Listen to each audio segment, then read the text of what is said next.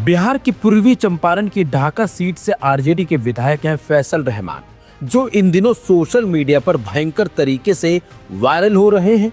बल्कि social media से लेकर राजनीतिक गलियारों में सिर्फ और सिर्फ फैसल ही फैसल चल रहा है। और तो और उन पर अपने ही नेता तेजस्वी यादव को धोखा देने के भी गंभीर आरोप लग रहे हैं। बता दें आपको, ये वही फैसल रहमान है जो बिहार विधानसभा चुनाव में महज 178 वोटों से चुनाव जीतकर विधायक बने हैं, लेकिन अपने ही नेता और पार्टी पर धोखा देने का इन पर अब गंभीर आरोप लगा है। दरअसल बिहार में राज्यसभा चुनाव के लिए मतदान पूरा हो चुका है। इस चुनाव में महागठबंधन को बड़ा झटका लगा है, क्योंकि उनके 4 विधायकों ने मतदान ही नहीं किया है।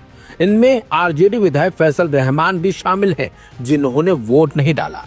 अब इस मुद्दे पर फैसल रहमान से कई मीडिया चैनलों ने बातचीत भी की, तो उन्होंने सफाई दी और बताया कि आखिर वो क्यों नहीं पहुंचे। उसमें मुख्य वजह उन्होंने बताई मां की तबीयत खराब होना। जी हाँ, न्यूज़ 18 से बातचीत में उन्होंने बताया कि मैं दिल्ली में अपनी बीमार मां का इलाज करवा रहा था, इसलिए वोट देने नहीं पहुंच सका। पार्टी नेता तेजस्वी यादव से संपर्क करने की कोशिश की, लेकिन बात नहीं हो पाई।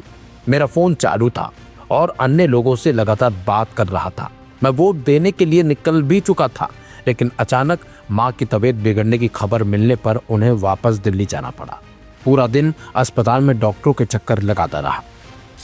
उन्होंने बताया कि इस बारे में उनके नेता को भी जानकारी दे दी गई थी। फैसल रहमान ने कहा कि मां से बढ़कर कुछ भी नहीं है। हालांकि फैसल के इस मामले में उनकी भूमिका पर अब सवाल उठ रहे हैं, क्योंकि राज्यसभा चुनाव में हर वोट काफी अहम होता है। रहमान ने सफाई देते हुए कहा कि वे पार्टी के सच्चे कार्यकर्ता हैं और आगे भी बने रहेंगे। दरअसल राज्यसभा चुनाव में अपने विधायकों को गोलबंद रहने में विपक्ष कामयाब नहीं रहा। 5वीं सीट पर पूरी जोर लगाने के बाद भी उन्हें मुंह की खानी पड़ी है। कांग्रेस के 3 और राजद के 1 को मिलाकर कुल 4 विधायकों की गैर हाजिरी ने राज्यसभा चुनाव का पूरा समीकरण एनडीए के पक्ष में कर दिया। और पहली वरीयता में राजद प्रत्याशी से 7 वोटों से पीछे चल रहे शिवेश कुमार दूसरी वरीयता के वोटों से बाजी मारने में कामयाब हो गए। राज्यसभा चुनाव की घोषणा होने के बाद पर्याप्त संख्या बल नहीं होते हुए भी महागठबंधन की ओर से राजद ने अमरेंद्र सिंह को चुनावी मैदान में उतारा था। जीत सुनिश्चित करने को लेकर नेता प्रतिपक्ष तेजस्वी यादव ने कमान अपने हाथों में ले रखी थी। 35 विधायकों के आधार पर खड़ा हुआ यह बयान एक दिन पहले एआईएमआईएम के 5 और बसपा के 1 विधायक के समर्थन की घोषणा से जीत के लिए वांछित 41 की संख्या तक पहुंच भी गया था। विधायकों को एकजुट करने के लिए एक होटल में रखा भी गया, लेकिन यहीं से मामला तब फिसलने लगा जब कुछ विधायक होटल ही नहीं पहुंचे। सोमवार को सुबह से ही उन्हें फोन लगाया जाने लगा था, लेकिन इनके सारे नंबर पहुंच से बाहर रहे थे। बताया जाता है कि पटना में रहते हुए भी 4 विधायक वोटिंग करने विधानसभा परिसर नहीं पहुंचे और एनडीए ने सभी सीटों पर फतह पा ली। खुद तेजस्वी यादव को भी इस स्थिति का पहले से अंदाजा नहीं था और नहीं एहसास हो पाया। मतदान से गैर हाजिर रहे महागठबंधन के 4 विधायक विधानसभा चुनाव 2025 में कम अंतर से चुनाव जीते हैं। प्रथम वरीयता में नीतीश कुमार और नितिन नवीन को 44-44 वोट मिले। रामनाथ ठाकुर और उपेंद्र कुशवाहा को 42 वोट मिले।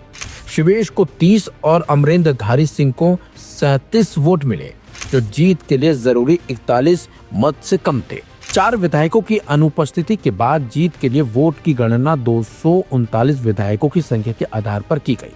5 सीटों के लिए मतदान हुआ।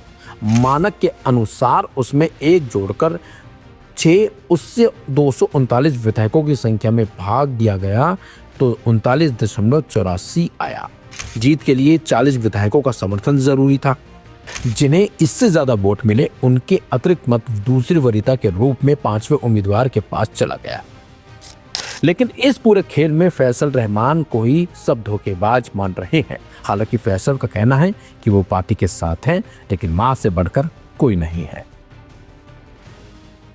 बिल्कुल, हम लोग सनातन धर्म को मानने वाले लोग हैं और बचपन से हमारे माँ बाप ने जो सिखाया है, हम हिंदू धर्म को मानने वाले लोग हैं। और इसीलिए हमारे घर में एक धार्मिक माहौल रहता है। मेरी माँ छठ करती थी, तो और हनुमान जी हम सबके प्रिय हैं। तो स्वाभाविक है कि नॉमिनेशन से पहले भी हम भगवान हनुमान जी का दर्शन किया और संत रविदास जी का, क्योंकि हम लोग के गुरु हैं और सबको गुरु हैं गुरु संत रविदास जी। तो इनका दर्शन किए और मुझे पूरा विश्वास है कि समाज भी इनका दर्शन, आप देख सकते हैं कि समाज के सभी लोग इस भगवान हनुमान जी के मंदिर में आते हैं, तो इसलिए आज दर्शन करने का। लेकिन जिस तरीके से आप लोगों ने कल सभी पांचों एनडीओ ने आप लोगों को जीत हुई है राज्यसभा की सीटों पर, केसरी यादव वो एलिगेशन लगा रहे हैं कि आप लोगों का तंत्र मंत्र लगाकर आप लोगों ने जीता, हॉर्स ट्रेडिंग तक किया। देखिए, स्पष्ट मैं बार बार बोल रहा हूँ कि वो परसों रात को बोल रहे थे कि हमारे 41 विधायक कौन सा कोई 5 स्टार होटल में थे, तो उनको जवाब देना चाहिए ना कि वो 41 विधायक को कहाँ रखे, क्या किए। और वो दावा कर रहे थे कि 41 विधायक उनके साथ हैं, तो फिर ये झूठा आरोप लगाना, या तो वो झूठ बोल रहे थे, पहले वो बोले कि वो झूठ बोल रहे थे कि 41 विधायक उनके पास थे, उनके पास तो मात्र 35 ही विधायक हैं।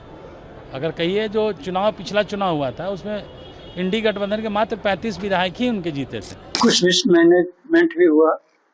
दूसरी बात है कि जो महागठबंधन का उम्मीदवार बताया गया, वो जो महागठबंधन की जो भी राजनीति है वह है सबसे बैकवर्ड लोग, जो शेड्यूल ट्राइब लोग और अल्पसंख्यक लोग होना चाहिए। इनमें से इन तीनों में से किसी को उम्मीदवार नहीं बनाया गया, इसलिए हम उसके विरुद्ध हम लोग जिस सिद्धांत से हम लोग चल रहे हैं उस सिद्धांत का पालन नहीं हुआ, इसलिए हम लोग उसमें वोट नहीं। लेकिन पटना में तो आप उपस्थित थे, पटना तो ठीक, हमने कहा हम नहीं देंगे। अगर हम उसके तरफ से दे देते तो होता कि भाई आपने क्रॉस वोटिंग कर दी, हमको ना पसंद था इसलिए हम नहीं दी वोट। सियानी बिल्ली खंभा नोचे, अंगूर खट्टे हैं। तेजस्वी जी को खुद सोचना चाहिए।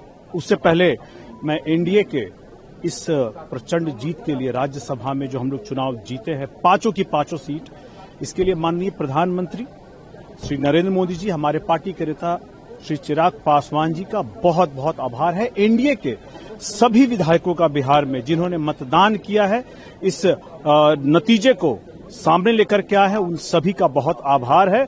और यह बतलाता है कि नेता प्रतिपक्ष तेजस्वी जी को अपनी काबिलियत पर, अपने नेतृत्व पर एक बार समीक्षा करने की जरूरत है, क्योंकि अब पहले बिहार की जनता उन पर विश्वास नहीं कर रही थी, अब उनके विधायक उन पर विश्वास नहीं कर रहे हैं। और आने वाले समय में महागठबंधन जिस तरह से तितर बितर हो रहा है, आरोप लगाने के अलावा उसके पास अब कोई और ऑप्शन नहीं बचा है।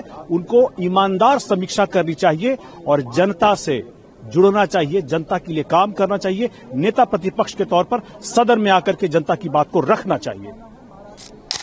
कल हम नहीं आए, वोटिंग नहीं किए, रह गया कि कोई भी उम्मीदवार कोई कहीं से ला देगा, तो मेरी इच्छा है कि मैं उस आदमी को पसंद करता हूं कि नहीं करता हूं, ये मेरे ऊपर में है। और मैं जिस विधानसभा से आता हूं, मैं जिसके खिलाफ में चुनाव लड़ा हूं, और वहां से उन लोग के तरफ से कोई भी हमें उस तरह का सपोर्ट नहीं मिला, तो मैं क्यों उस वैसे आदमी को वोट देने का मैं काम करूंगा। क्या जो एडी सिंह उम्मीदवार थे भूमिहार समाज से आते थे, इसलिए आप कह रहे कि मैं वोट नहीं दिया? देखिए, 5 तारीख को एक मीटिंग हुआ तेजस्वी जी के यहाँ, लास्ट मीटिंग में हम गए हुए थे, तो उसमें उसके पहले जो भी चर्चा हुआ था, तो तेजस्वी जी खुद उम्मीदवार बनने की बात उठी, हिना जी का हुआ, तो इन लोग का नाम आ रहा था। हम लोग को बहुत खुशी था कि अब की बार में हम लोग कैसे सभी लोग मिलजुल कर हम लोग उम्मीदवार को चिन्हित करेंगे और जिताने का काम भी करेंगे। लेकिन उस दिन हम लोग जब मीटिंग के लास्ट में हम लोग को पता लगा कि एडी सिंह आ रहे हैं, तो मेरा मन बहुत छोटा हो गया और मैंने उस दिन ही मन बना लिया कि हमको वोटिंग नहीं करना है।